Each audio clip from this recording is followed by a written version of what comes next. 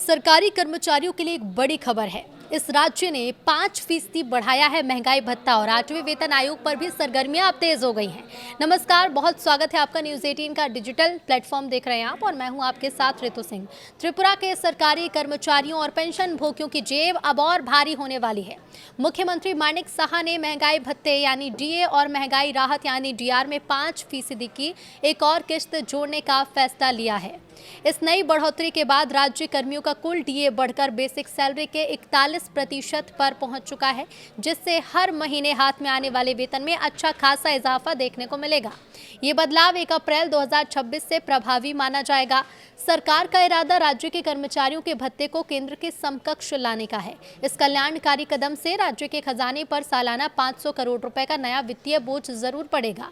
इस वित्तीय घोषणा का फायदा सीधे तौर पर 1,02,563 नियमित कर्मचारियों और 81,019 पेंशन भोगियों को मिलेगा। राज्य के वित्त मंत्री प्रणजीत सिंघा रॉय के मुताबिक मौजूदा वित्तीय वर्ष 2026-27 के लिए तय 34,212.31 करोड़ के कुल बजट का एक बड़ा हिस्सा यानी कि करीब 15,000 करोड़ सिर्फ अधिकारी कर्मचारियों के वेतन और पेंशन भुगतान में जाएगा। हालांकि इस फैसले की टाइमिंग को लेकर विपक्ष ने आपत्ति जताई है और कहा है कि इसे बजट सत्र के दौरान सदन के भीतर घोषित किया जाना चाहिए। तो वहीं इस समय देश के अलग अलग सेक्टर्स और राज्यों में भी वेतन और भत्तों में संशोधन चल रहा है।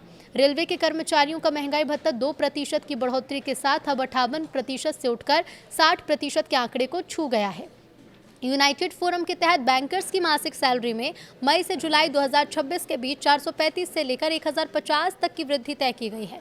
महाराष्ट्र राज्य सरकार अपने कर्मियों को मई के वेतन के साथ 800 करोड़ के डीए एरियर का एकमुश्त भुगतान सभी कर्मचारियों को कर रही है।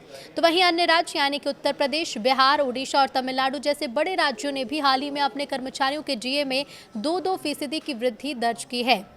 वहीं दूसरी ओर देश भर के तकरीबन 50 लाख केंद्रीय कर्मचारियों और 65 लाख से ज्यादा पेंशनर्स की निगाहें पूरी तरह से अब 8वें वेतन आयोग पर टिकी हैं। केंद्रीय कर्मचारी संगठनों ने अपनी ड्राफ्ट मांगे केंद्र सरकार को सौंप दी हैं। इन यूनियंस ने मांग की है कि नए वेतनमान में भत्तों को पूरी तरह से रीएडजस्ट किया जाए और एक ऐसा सैलरी मॉडल लाया जाए जो सीधे तौर पर बाजार की महंगाई के अनुपात में खुद ब खुद बढ़ता रहे।